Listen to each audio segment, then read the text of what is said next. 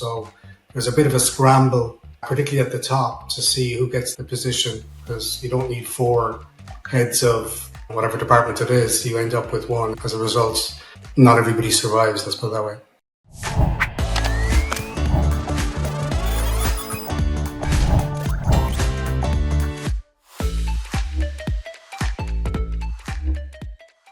Hello and welcome to the Gross Profit Podcast. My name is James Kennedy. I'm the CEO and co-founder at procurementexpress.com. We take the hassle out of managing SMB spend without buying an ERP, but we're not here to talk about that today. Instead, I've got fellow Irishman Michael O'Shea from Pulse Market. He's here to tell us about his business journey, which has ended up helping CFOs with their non-financial sustainability reporting needs. Hope I've got that right, Michael. All right, yeah. Yeah, and so maybe you could just introduce yourself to the listeners by telling us something about you that not many people know. Something about me that not many people know is that I guess my gift from COVID was that at the start of the COVID period, I took on 3 different projects at the same time, because of the lockdown and everything else. Joe Wicks was one with my kids. Adrienne and yoga online was the second, and the third was doing Spanish through Duolingo. 1 survived, 2 fell by the wayside, and I have a 1,641-day streak, I believe, if I'm not mistaken, with Spanish Duolingo. Muy bien. ¿Y puedes hablar español ahora? Oh dear, you didn't tell me you spoke Spanish. I can do it on Duolingo. I didn't say I could speak it. I have this exact same thing. I'm not as impressive as you. I think I'm up to 170 or something, but it doesn't necessarily feel like I can speak Spanish any better than I'm. Well, I presumed you were doing Spanish. What are you learning Spanish? Yeah, Spanish. But I believe I have the foundation, the grounding, and I'm going to Spain this summer to build on that. So we'll see. Yeah, I think you need to in the wild as well. Like absolutely. In the app, it's quite honest about it actually, because you said you're up to 1,700 days, did you? 1641, I think it is. Wow, amazing. That's what I do the math on that. That's 4 years worth of. It's my COVID legacy. COVID legacy, yeah. But the dirty little secret of Duolingo is if you look up, it gives you a level, and my level still now is if you're speaking with a native speaker who's very patient, you might be able to have a basic conversation even after hundreds of days of training. So I don't know, it's entertaining. Very basic, I suspect even. No, but the foundation is there, the vocabulary is there. It's just to go into the wild, as you put it, and actually use it. Yeah, very good. All right. Well, I'm glad we're bonding over that. So, you have had a lot of success in your career. Before we get into, non-financial sustainability reporting for CFOs, I just want to get people a sense of your background. Like myself, you're a programmer, and you had early success in your career tell us about it. Was it a spread betting platform? Maybe you could explain it a bit more. Yeah, actually, prior to that, I was in the States in Silicon Valley. That was kind of a seminal period for me, which was a CRM startup called Baystone. It was around the time Salesforce was being born. We were a little bit ahead of it. I didn't quite make the same waves ultimately as Salesforce, but it gave me a taste for the whole startup world because it was started by a few of the guys from Sun Microsystems, if you remember them, kind of a big company from the 80s, 90s. And so I got a bit of a taste for it. And then when I came back to Ireland, to Dublin, with a friend who I got in college with, we started Delta Index, which was a financial spread betting and contracts for different CFD trading platform, where the good and the great of Irish young males, typically, for the most part, traded the financial market, so they could trade up or down on stocks, bonds, currencies, any financial instrument really, But it was quite attractive in Ireland because financial spread betting was tax free.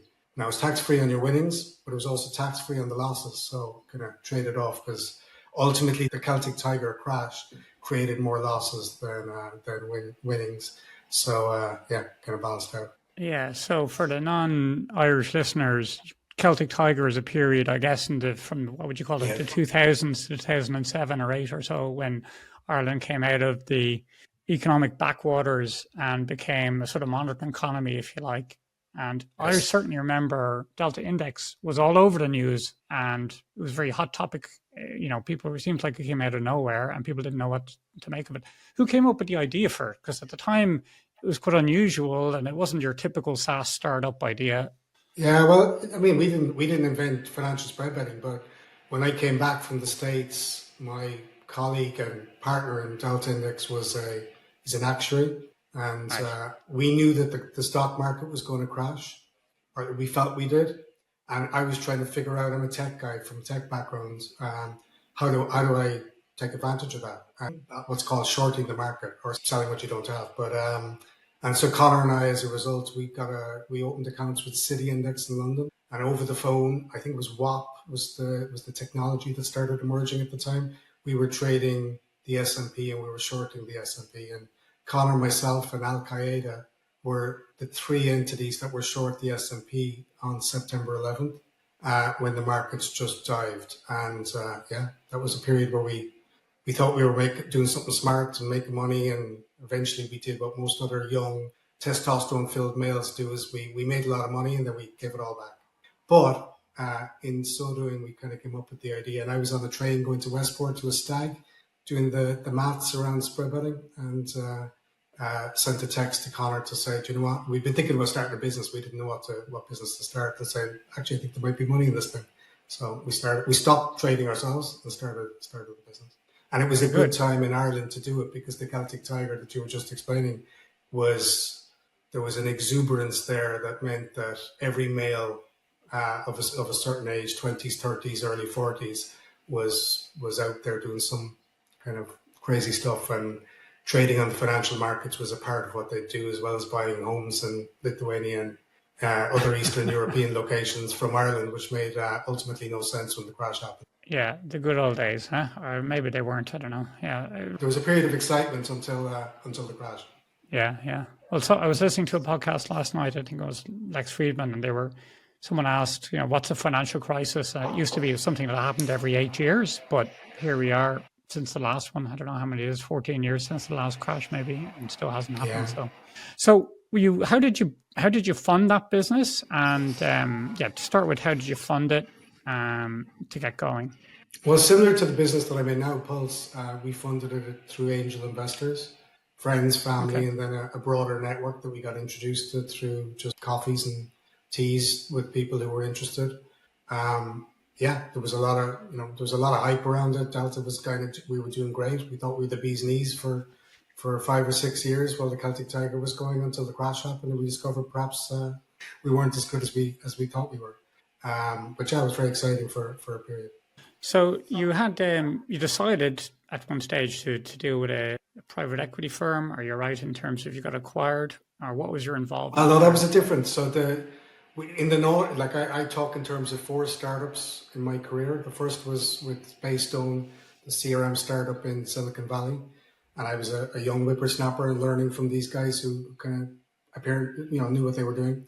And then we started Delta Index. But after the crash, I got a role in MoneyMate, which was an Irish startup not founded by me, but I was the COO there, and I was responsible for everything in the building, I used to like to say, which was the kind of development and the project management and the client service and all that kind of stuff, but not the sales marketing.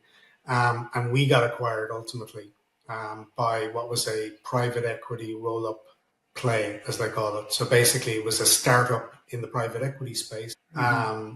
Jim and John, as they were named, basically got a fund together and got some funding and went shopping for young startups like ourselves, and ultimately bought 4. MoneyMate was one here in Dublin, and then there was 3 others, one in Stockholm, one in Manhattan or New York, and one upstate New York. And merging those 4 entities was quite an interesting experience. I was on the transition team as one of the execs put into this merger team, and it was quite interesting to see, because if you think about it, it's one company being formed from 4, so there's a bit of a scramble, particularly at the top, to see who gets the position, because you don't need 4 heads of whatever department it is. You end up with one, and as a result, not everybody survives, let's put it that way.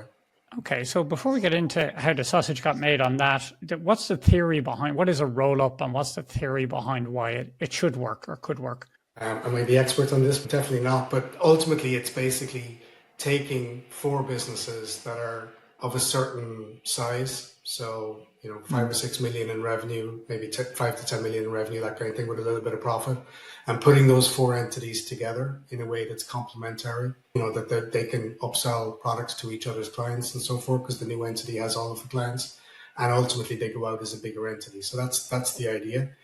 You can get some cost benefits from putting the entities together, but that wasn't the primary goal. The primary goal was to have a suite of products that was more complete than any one of the entities on their own. And also, because we were in different jurisdictions, you had a geographic reach that was more substantial than any one on its own.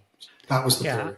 Yeah, and then if you can make those businesses work together and aggregate them, there are more buyers for bigger businesses, which drives up the revenue multiple, which can happen sometimes, I think, as well. So if you can take $5 million businesses, turn them into 120, there's a lot more funds that are able to buy a $20 million business just because of the scale of their operations, which drives up the price. So it's kind of a clever finance move, let's call it. Well, it's creating synergies. It's creating something that the sum of the parts, the sum is greater than the parts. And that's, it's not as easy as it sounds just in conversation, though, it turns out. Okay, so it sounds like you were involved in this, but you didn't have the final say where it was going to happen, but you got dragged into it, let's say, and you were put onto the transition team. So what was the tactics for trying to make these four different companies work together? Like you mentioned, there was a bit of a scramble for control there. How did that play out? Well, it just over time, there's decisions made. I wasn't necessarily party to the ultimate leadership, so those decisions were made over. We discovered them as we went along. But really, one of the key things that you kind of and sorry, there was natural attrition as well, because people wanted to move on to different opportunities, and it wasn't all kind of guns to the head kind of thing. But basically, one of the things that I think is very interesting, I kind of took away from that experience, was the importance of culture, both within one firm, but within a company. And so if you're merging four entities, culture is kind of the key determinant of success. And so looking back on it, I would feel three of the companies were culturally sympathetic or culturally aligned, and one not so much. And that created difficulties, stress, challenges, and I think it was a lot bumpier than it perhaps would have been with four better aligned culturally. And even as I'm in Pulse Market now, culture is a key element of what we think is important. Just to, if you're not all singing from the same hymn sheet, there's a term that I came across years ago, but they talk about I think there's a Carly Simon song that talks roughly to it as well. But East Coast and West Coast America are quite different. The West Coast is very much jeans and t-shirts, the Silicon Valley kind of computer science type thing, whereas the East Coast is a little bit more suit and tie, authoritarian, hard driving. And so having cultural alignment is quite important. Actually, one of our both board members and investors in Pulse, Tony Carey, who was the COO of State Street EMEA up until his retirement a couple of years ago, was talking about a cultural experience that he had. I hope I'm not speaking out of turn, but basically there was an acquisition done that he was a part of, and absorbing that new bank into the bigger entity had its own challenges, albeit multiplied on a scale that was way beyond what we were doing because we were startups. But again, culture was the key question. Not every banker is coming from the same. I'm not a banker, so I don't have the exact experience, but nonetheless, there's bankers of different hues that if you're putting them together, it's quite can be challenging. Yeah. So you were foreshadowing your business hero a little bit, but I guess when you came then to build, start your own current venture now, you mentioned that you wanted to start off. This is a question that actually fascinates me a lot, which is, if you're at a green field, which you were, you could do anything in the world, I guess, and you had to design your ideal business, which I guess is kind of what you were doing. You started with values, and which values did you wanted to have to bring forward that were the foundation of what you're doing now? Well, there was a number that we set down. I don't think if I could name all of them in one go, but three of them that come to mind would be, and we inherited a certain amount from the process we went through in Delta Index a few years ago. There was a book called, what's it called? Good to Great by Jim Collins. And we actually used to buy a copy for each of the new employees joining Delta, and it was a big part of what we were trying to build. And I kind of still haven't read the book in years, but still have some of that kind of running around. But the values that we would have at Pulse, similar to some of the values we had, determination to be authentic. And one of them that I quite fought for hard back at Delta, not to everybody's taste at the time, was humility, which is basically, I think, key to learning and to being continuously aware that there's more to find out and discover. So there are three of the values that we would have at Pulse as well. Okay, so I guess I can see, if I was to be stereotypical about it, West Coast New York style hard driving would be kind of fake it till you make it, do what it takes, burn all the bridges type, which is sort of antithetical, I guess, to what you're talking about there. Which you're talking about the East Coast, yeah. So no, yeah. I identify with the jeans and t-shirts brigade. Let's put it that way. Yeah. Well, I guess Steve Jobs is the counterpoint to that. He was West Coast, right? But he was incredibly rough around the edges and hard driving, I guess, which maybe, I guess it depends. You can pick I don't which know. way you Steve want. Jobs would be I would have thought he was West Coast. It doesn't mean you're not determined. As I said, that's one of the values we have at Pulse. Doesn't mean that you're not very focused. Doesn't mean you don't want to succeed.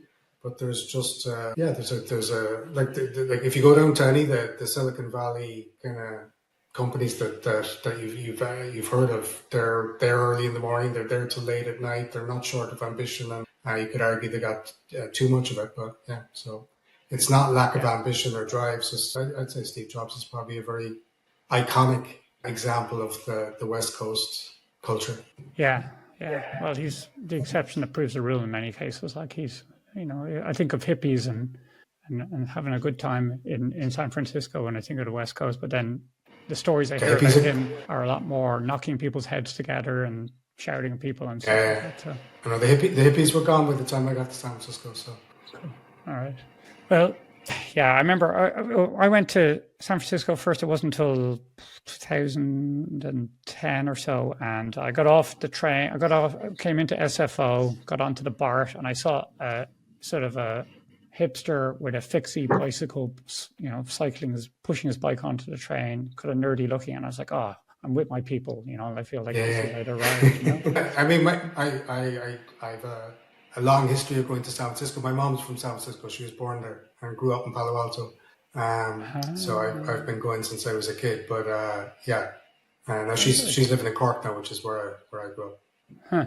And this is a bit of a segue, but me and my wife debate all the time about moving over there. You had a choice between Ireland and living in California. What was the decider there for you? You seem to have come back here.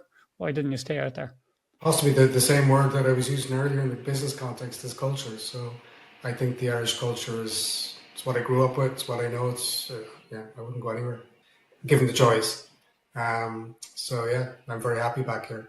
Now I like California. We're going back to the States this summer, and I'm bringing my kids there for the first time. So we go from San Francisco up to we'll fly out of Seattle, but I have family up and down the West Coast.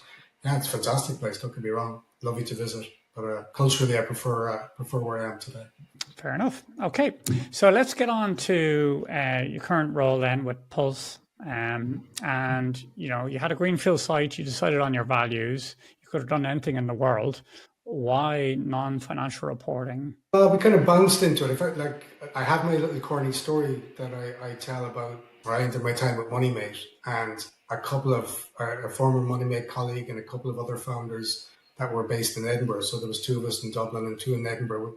But the two of us in Dublin were having coffee one day in the Clayton, and my young fella just arrived home from primary school, a newly christened eco-warrior looking to save the world and to ban, in particular, first step was to ban plastic from our house and our fridge.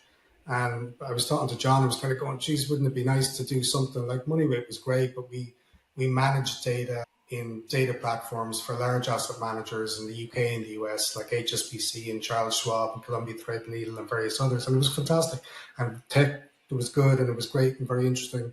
But, it was fattening the already fat wallets of the asset managers. And my kids at the Sunday dinner table weren't as impressed as perhaps if we were doing something else. So we were kind of wondering, was there something else to do? Now, we didn't get there immediately. Initially, we were focused on finding founding a startup that could actually succeed and finding a market and thinking what that might be. And we started with Pulse as a supplier management procurement platform. That's what we were building at the outset. But very quickly, we were involved in conversations, market validation type meetings with financial services firms, particularly around Edinburgh, and ESG, which is around environment, government, and social and governance issues. But the green agenda, more broadly, the sustainability agenda, was very relevant for the procurement professionals that we were meeting. And so very quickly, we started to build that into what we were thinking. And one pivot, as they say, after another, and now we have is a sustainability platform.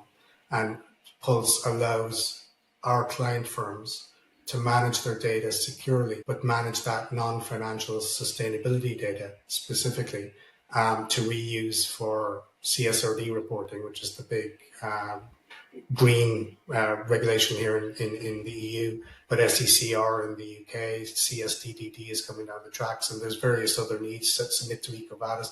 There's a need to manage your sustainability data in the same way as you manage your financial data. So what Sage is to financial data, Pulse is to your non-financial sustainability data. Okay, so there's an alphabet soup there. We should clear up some of this, I guess, as we go. Oh. So we'll go for CSRD first. Give us the high level of what it is. Well, basically, it's regulation it's EU regulation that's now been enacted into law in each EU jurisdiction. That from the 1st of January last year, 1st of January 2024, it began to bite. It began to affect. Initially, it was very large public interest entities that were affected. But 1st of January this year, the net is broadened. And over the next few years, all the way down to SMEs will be affected and have to report under CSRD. And what it really means is to sign off. So for your auditor to sign off your annual statements, it's not just a question of your financials being audited and signed off. Your non-financials, your sustainability statement needs to be audited and signed off. So and the key thing is it's not a nice to have. It's not something that's limited to those who are idealistic and want to do something to save the world or otherwise. It's something that you have to do whether you like it or not. And so for that reason, CFOs across the EU are paying attention, and CSRD is, for some of them, they'd argue the bane of their life, but it's something that they need to take care of. And Pulse can help them to do that in an efficient manner. So that's what we've built and what we've responded to. And then if you go to the UK, which isn't obviously affected directly by CSRD, they have SECR and there's other regulations in different jurisdictions.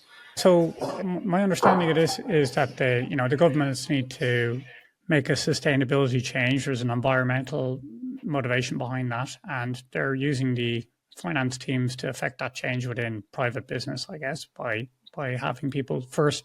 What gets measured gets managed, I guess. Start off by measuring what's happening in these businesses and have people focus. So tell me, I understand from my experience so far, you can measure your carbon footprint, which I know is which component. One component is trying to put a number on your carbon footprint of your business, which is important. But what are the other components of CSRD that people have to worry about in addition to that? The three areas really are E, S, and G, right? So ESG, but it's environment, which is carbon is a piece of it, but it's the risks, impacts, and opportunities that you as a firm, and under CSRD, there's a thing called double materiality. So it's the impacts that you as a firm have on the environment. So for instance, if you're living in Dublin, or working in a nice office in Dublin and treating your staff very, very well, and you're not burning any coal or doing anything, you might think you're doing a great job. But if in order to run your business, you're sourcing materials from suppliers in other jurisdictions, say it doesn't matter, somewhere in the world, and they're doing things like employing slave labor, or they're burning coal to carbon emit, then that's on you. And that's part of what this is, that the choices you make ultimately have that impact on the environment. And the double materiality is looking at it both ways. The environment and changes in the environment create risks for you as a business that it forces you to measure and understand from a financial consequence point of view. So basically, it's understanding the E, where you sit from those IROs, but also from S. I mentioned slave labor or other practices that are not what we call best practice in terms of how you treat people, whether in your organization or externally. And then in terms of incentives, how do you, and what kind of policies do you have for your organization? That's a part of the S. And then G is about good governance, and G is about how transparent you are and how well you run your business. So I'm no expert in ESG, by the way. I'm a tech guy that works with experts in all of these areas, and it's kind of we serve them and we support them and provide the technology to make them more efficient and ultimately to make their lives, their clients' lives easier and our clients' lives easier. But I bring in people who actually know about ESG to help with the particular projects. Okay, so I guess the rubber hits the road when the enforcement side of this legislation comes in the form of an audit, I'm guessing, right? So when someone has to come and say, hey, you say you've got ESG credentials or your CSRD, you're fulfilling your requirements there, and they're asked to prove it. So is that how, for example, let's take the slave labor example there. Like how is the finance department, what are they supposed to do or be able to prove that they have done to make sure that they're not taking advantage of, let's say, slave labor is a sort of extreme example, but I guess it happens. You might not wonder. Yeah, well, I mean, part of the project that will get you there, right? So ultimately, like our platform will support gathering the data, organizing the data, and having kind of good data governance and good data lineage that allows an auditor to validate that the claims you're making in your sustainability statement as part of your CSRD reporting, that they're actually valid. But ultimately, understand, like, first of all, who are your suppliers? Are you going out to your suppliers and are you starting to understand where they sit in with respect to the ESG?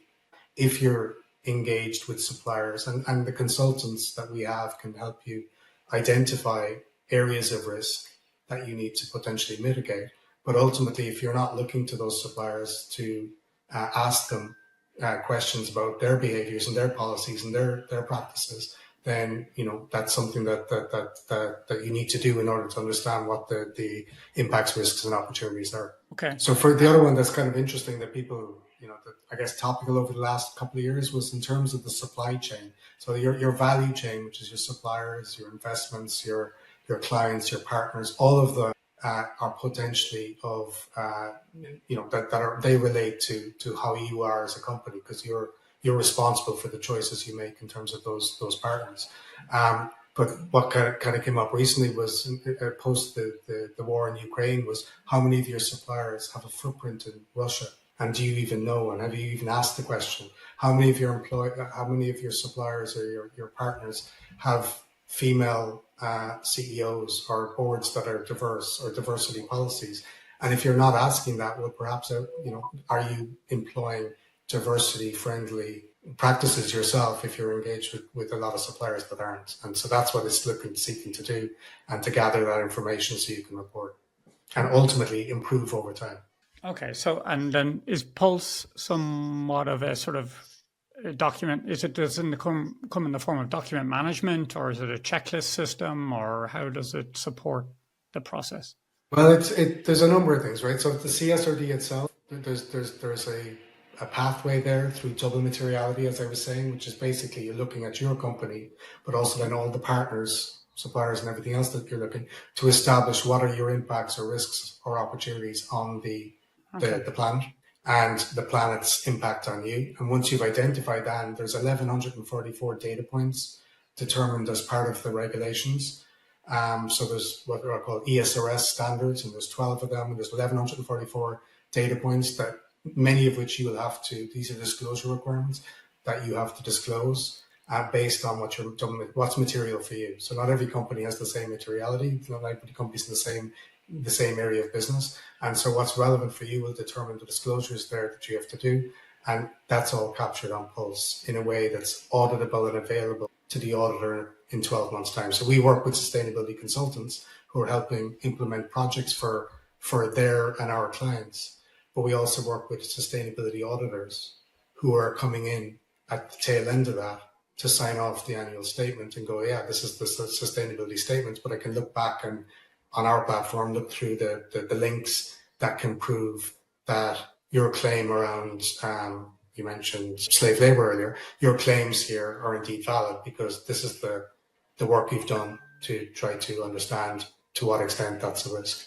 Okay, and you mentioned ESRS there. So what is that? Is that some sort of measure of people? Well, basically, the CSRD is the regulation, and it comes in the form of what are called 12 standards, and they're just different categories or buckets of disclosure requirements that are on. So some of them are climate related, some of them are social related, and some of them are governance related. It's just different buckets, 12 buckets of disclosure requirements that each company needs to evaluate what number of those disclosures they need to complete. Okay. And again, the platform just supports them in that. It keeps the data in one place that's well governed and available for the different actors who need to look at it. Okay. So just for listeners there, European Sustainability Reporting Standards are a set of guidelines adopted by the European Commission to standardize the sustainability reporting. So I guess this is the big challenge here is comparing apples with apples is difficult in this field. Like a 6 is a 6, no matter which accounting system it is in. But there's a lot more qualitative reporting, I guess, which is a thing that finance teams have to grapple with, which they may not be. They do, yeah. And the audit is a big challenge that we're observing. The capacity is not there. Now, it just the regulation requires that an auditor sign off. So they don't have to have proven that they've got some particular capability, but nonetheless, in order to sign off, they have to be able to evaluate the sustainability statement, and it's not just numbers, as you're pointing out. And so there is work going on. Some of the partners that we work with, the audit partners we work with, are getting up to speed on the regulations on sustainability and hiring the people to be able to do the audits that today they can't do because they don't have anybody who doesn't know anything except finance. Okay. So I guess this is what's dragging. There's 50,000, I think it's publicly traded European companies that are required. There's different categories, but for SMBs, if you're publicly traded, then you need to comply with this legislation. That's the current net. It's going to widen over time. And then the interesting thing really is that even if you're not directly affected, if you have significant revenues with one of those companies that are affected, they need to come down to you because CSRD requires that you go out to your value chain, to those suppliers, partners, investments, clients, and understand where they're at. And so for many companies, the first real light bulb moment for them around CSRD is where one of their big clients, who is regulated by CSRD, is coming looking to understand where they are from a carbon point of view or from an ESG point of view. And it's that, and we help them as well. In fact, interestingly, there's a number of examples of clients of ours outside of the EU, in the UK, Japan, and the Middle East in particular come to mind, and a conversation we're having in the US, where they are completely outside of the EU, and yet because they export into the EU and have CSRD regulated clients, they have to become CSRD aware and ESG.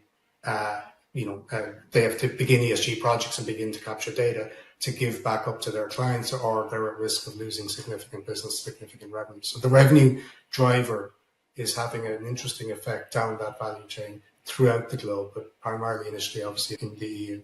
Yeah, I've myself seen surprising amount of pull from non-EU countries, just B2 Corps and B Corps and various different people who just voluntarily looking at their impact and using the tools. Maybe they look to Europe as a leader, maybe because of this, I'm not sure, but they're absolutely. But actually, the Middle East example I gave was one that had competitors in the EU that were now subject to CSRD, and they felt that gave the competitor a competitive advantage. And so they wanted to neutralize that and actually become CSRD aligned. So in other words, go through the process as if they were regulated to be able to demonstrate that to any potential client that they weren't at a disadvantage to their European competitor. Very good. Very good.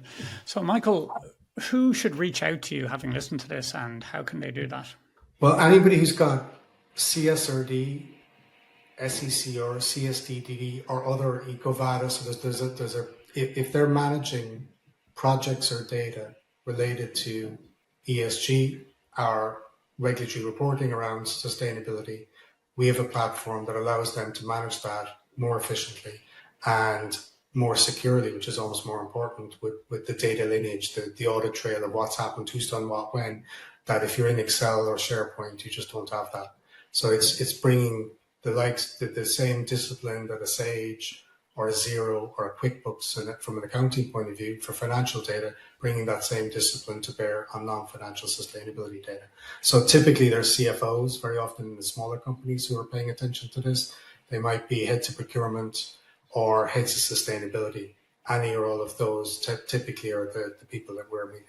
Very good. Okay, so I believe people can get in touch on LinkedIn. Michael O'Shea. Yeah, so I'm Michael O'Shea, Pulse Market on LinkedIn, or we're pulsemarket.com, and we'd be delighted to talk to anybody with an interest. All right, let's wrap it up then. I'll just ask you, who is your business hero and why? I have a business hero.